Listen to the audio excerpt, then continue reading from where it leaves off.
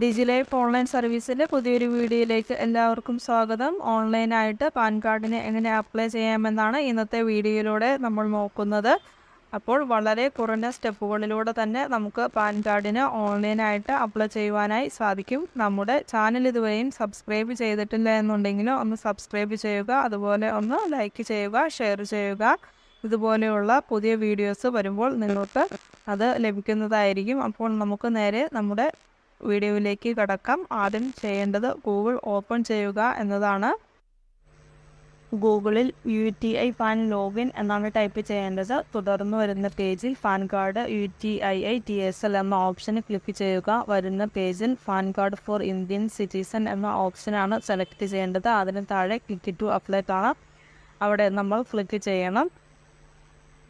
Click to apply click ചെയ്ത് കഴിയുമ്പോൾ അടുത്ത പേജിലേക്ക് കടക്കും. അവിടെ apply for new pan card എന്ന ഓപ്ഷൻ സെലക്ട് ചെയ്യുക. ഇവിടെ ഫിസിക്കൽ മോഡ്, ഡിജിറ്റൽ മോഡ് എന്നിങ്ങനെ രണ്ട് ഓപ്ഷൻസ് ആണ് ഉള്ളത്. ഫിസിക്കൽ മോഡിൽ അപ്ലൈ ചെയ്യേണ്ടവർ പേരിനോട് കൂടി ഇനിഷ്യൽ ഉള്ള വ്യക്തികളാണ്. അവർ ഓൺലൈനായി തന്നെ അപേക്ഷ സമർപ്പിച്ച ശേഷം വരുന്ന പ്രിൻ്റ് അതിൻ്റെ കൂടെ ആവശ്യമായ പ്രൂഫുകളും വെച്ച് അടുത്തുള്ള UTI ഓഫീസിലേക്ക് അയച്ചു നൽകണം. അതല്ലാത്തവർ ഡിജിറ്റൽ മോഡിൽ അപ്ലൈ ചെയ്യാം. ഇവർക്ക് തന്നെ Aadhaar ബേസ്ഡുമുണ്ട്, DSC മോഡുമുണ്ട്.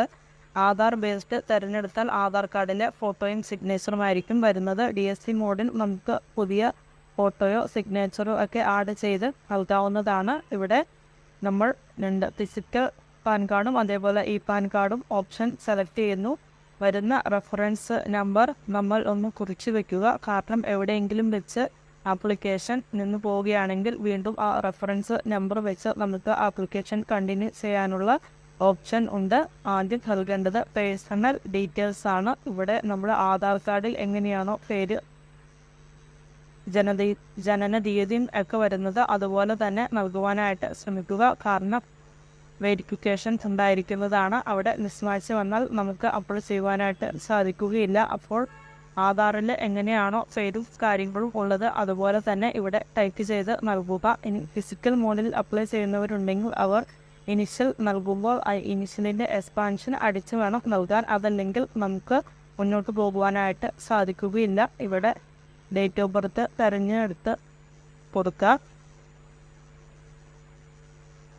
Date of birth Aadhaar കാർഡിൽ ഉള്ളതുപോലെ തന്നെ നൽകുക. ബാക്കി ഡീറ്റെയിൽസ് എല്ലാം ആധാർ ബേസ്ഡ് ഓട്ടോമാറ്റിക് വരുന്നതാണ്, അത് നോക്കേണ്ട കാര്യമില്ല. അതിനുശേഷം ആധാർ കാർഡ് നമ്പർ ടൈപ്പ് ചെയ്ത് നൽകുക. വെരിഫിക്കേഷൻ ഉണ്ട്, അതിനുവേണ്ടി ഒന്നുകൂടി ടൈപ്പ് ചെയ്ത് നൽകേണ്ടതാണ്. അതിനുശേഷം ആധാർ കാർഡിൽ എങ്ങനെയാണോ നമ്മുടെ പേര് കിടക്കുന്നത് അതുപോലെ തന്നെ അവിടെ ടൈപ്പ് ചെയ്യുക. അതിനുശേഷം നെക്സ്റ്റ് സ്റ്റെപ്പ് ക്ലിക്ക് ചെയ്യുക. അടുത്തത് ഡോക്യുമെൻ്റ് ഡീറ്റെയിൽസ് ആണ്. ഇവിടെ നമ്മൾ ഒരു ഡീറ്റെയിൽസും അറ്റാച്ച് ചെയ്ത് നൽകേണ്ടതില്ല. കാരണം എല്ലാം ആധാർ ബേസ്ഡ് ഓട്ടോമാറ്റിക്കായിട്ട് അവിടെ വെരിഫിക്കേഷൻ നടന്നുകൊള്ളും. തുടർന്ന് വരുന്ന പേജിൽ കോൺടാക്റ്റ് ഡീറ്റെയിൽസ് ഓരോന്നായി ടൈപ്പ് ചെയ്ത് നൽകണം. ISD, STD, നമ്മുടെ മൊബൈൽ നമ്പർ, ഇമെയിൽ ID ഇത്രയും നൽകുക. അടുത്ത ഓപ്ഷൻ എന്ന് പറയുന്നത് പേരൻ്റ് ഡീറ്റെയിൽസ് ആണ് കൊടുക്കേണ്ടത്. ഇവിടെ സിംഗിൾ പേരൻ്റ് ആണെങ്കിൽ S നൽകി മദറിൻ്റെ പേര് നൽകണം. അതല്ല ഫാദർ ഓപ്ഷൻ സെലക്ട് ചെയ്യുന്നവർ നോ എന്ന ഓപ്ഷനാണ് ടിക്ക് ചെയ്ത് നൽകേണ്ടത്. അതിനുശേഷം ഫാദറിൻ്റെ പേര് നൽകുക, ഫസ്റ്റ് നെയിമും ലാസ്റ്റ് നെയിമും. അതിനുശേഷം ഫാദർ നെയിം സെലക്ട് ചെയ്ത് നെക്സ്റ്റ് സ്റ്റെപ്പ് അടിക്കുമ്പോൾ അഡ്രസ് ഡീറ്റെയിൽസ് ആണ് വരുന്നത്. അത് ആധാർ കാർഡ് ബേസ്ഡിലായതുകൊണ്ട് ഒന്നും നമ്മൾ ടൈപ്പ് ചെയ്ത് നൽകണ്ട, എല്ലാം ഓട്ടോമാറ്റിക്കായിട്ട് വന്നുകൊള്ളും.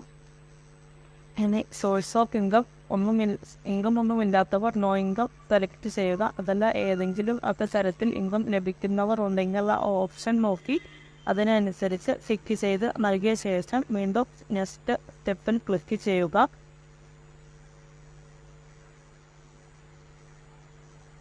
നെക്സ്റ്റ് സ്റ്റെപ്പിൽ വരുന്നത് റെപ്രസെൻറ്റേറ്റീവ് അസോസി അഡ്രസ് ആണ്. അവിടെ നമ്മൾ മൈനറായിട്ടുള്ളവരാണ് ആ ഡീറ്റെയിൽസ് നൽകേണ്ടത്. അതല്ലാത്തവർ ഒരു ഡിക്ലറേഷൻ നൽകി അടുത്ത സ്റ്റെപ്പിലേക്ക് പോകാം.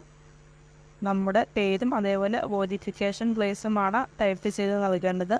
തുടർന്ന് നെക്സ്റ്റ് സ്റ്റെപ്പിൽ ക്ലിക്ക് ചെയ്യുമ്പോൾ ഡോക്യുമെൻ്റ് അപ്ലോഡ് എന്ന ഓപ്ഷനാണ് വരുന്നത്. ഇവിടെ നമ്മൾ ഒരു ഡോക്യുമെൻറ്റ്സ് അപ്ലോഡ് ചെയ്യേണ്ടതില്ല, കാരണം എല്ലാം ആധാറിൻ്റെ ഡീറ്റെയിൽസാണ് ഇവിടെ നമ്മൾ കൊടുത്തിരിക്കുന്നത്. അതെല്ലാം ഓട്ടോമാറ്റിക്കായിട്ട് വന്നോളും. ഇത്രയും കഴിഞ്ഞാൽ നമുക്ക് സബ്മിറ്റ് ചെയ്യാം. എന്തെങ്കിലും നമുക്ക് എഡിറ്റിംഗ് വരുത്തണമെന്നുണ്ടെങ്കിൽ ബാക്കിലേക്ക് പോയി എഡിറ്റ് ചെയ്യാവുന്നതാണ്. അതെല്ലാം ഒന്നും കൂടി വെരിഫിക്കേഷൻ നടത്തേണ്ടതുണ്ടെങ്കിലും ബാക്ക് അടിച്ച് നമുക്ക് അതെല്ലാം ചെക്ക് ചെയ്ത ശേഷം മാത്രം സബ്മിറ്റ് ബട്ടണിൽ ക്ലിക്ക് ചെയ്യുക. സബ്മിറ്റ് ചെയ്യുമ്പോൾ നമുക്ക് പേയ്മെൻറ്റ് ഓപ്ഷനിലേക്കാണ് നേരിട്ട് കിടക്കുന്നത്. നമ്മുടെ UPI വഴിയോ അതല്ലെങ്കിൽ മറ്റ് ഓപ്ഷൻസ് ഉണ്ടായിരിക്കും, അതുവഴിയോ നമുക്ക് പേയ്മെൻറ്റ് 106 ആണ് വരുന്നത്. അത് അടിച്ച് നൽകിയാൽ ഒരു OTP വെരിഫിക്കേഷൻ വരും. നമ്മുടെ ആധാർ കാർഡ് മാച്ചിങ് ആണോ എന്നത് അറിയുന്നതിന് വേണ്ടിയിട്ടാണ്. ആ OTP കൃത്യമായിട്ട് അടിച്ച് നൽകിയാൽ നമ്മുടെ ആപ്ലിക്കേഷൻ സബ്മിറ്റ് ആവും. നമുക്ക് ഒരു പ്രിൻ്റ് ഔട്ട് ലഭിക്കുന്നതായിരിക്കും.